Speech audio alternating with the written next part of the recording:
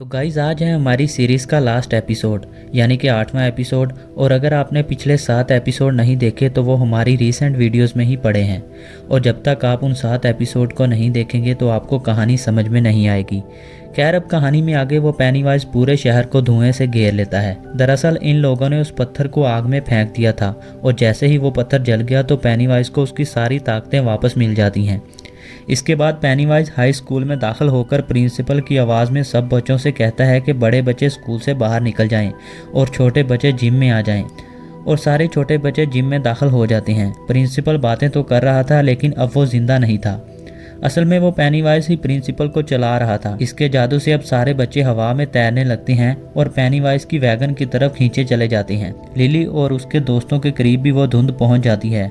ये लोग जब शहर में इंटर होते हैं तो उन्हें अपने दोस्त विल के गायब होने के पोस्टर दिखाई देते हैं।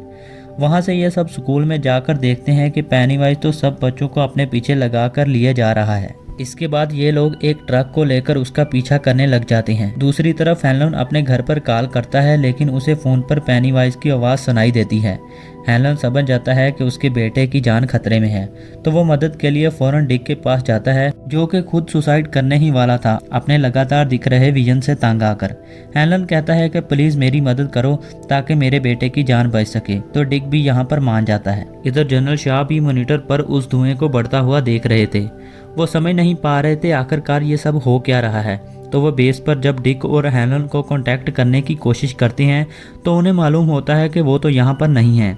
फिर ये लोग हेलन के घर पर जाते हैं जहाँ पर चार्लेट के साथ रोज भी मौजूद थी जो कि जानती थी कि यहाँ सब कुछ क्या हो रहा है और ये भी जानती है कि इसे कैसे रोका जा सकता है। फिर वो डिक से कहती है कि अगर तुम दोबारा उस पत्थर को उठा लो और उस डिगर को उसकी जगह पर रख दो यानी कि उन पिलर्स को दोबारा सेव करो तो पेनीवाइज शांत हो सकता है।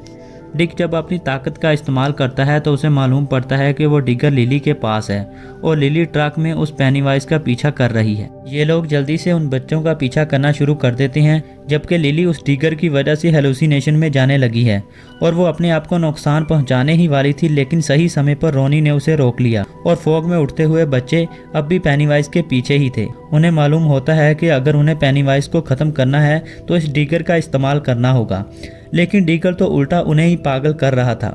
फिर ये सब डिसाइड करते हैं कि ये सब बारी बारी डिगर को पकड़ेंगे यानी जैसे ही किसी एक पर उस डिगर का असर होने लगा तो वो उसे किसी दूसरे को पकड़ा देगा। ऐसे ही करते कराते ये लोग पेनीवाइज तक पहुंच जाते हैं और पेनीवाइज पीछे से मार्च को खींच लेता है और उसे कहता है कि फ्यूचर में तुम्हारा एक रिच नामी बच्चा होगा, वही मुझे हरा सकता है और अगर तुम्हारा कोई बच्चा हो ही ना तो मुझे कोई भी नहीं हरा सकता।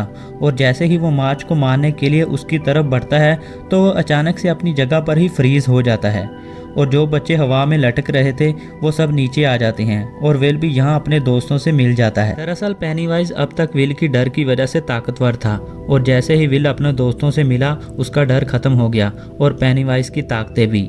अब सारे बड़े लोग भी यहाँ पर पहुँच जाते हैं। फिर लिली से डिगर लेकर अपने डैड को देता है और कहता है कि इससे पेनीवाइज को हमेशा के लिए ख़त्म कर दें और उसी जगह पर दफन कर दें जहाँ पर ये पहले से था। यहाँ पर जनरल शॉ भी आ जाता है जिसके आते ही पेनीवाइज उसे पहचान लेता है कि ये वही बच्चा है जो कि सालों पहले उसी जंगलों में मिला था। तो यहाँ पेनीवाइज उसका फ़ायदा उठाकर उसे वही शक्ल दिखाता है जो कि उसने जंगल में देखी थी।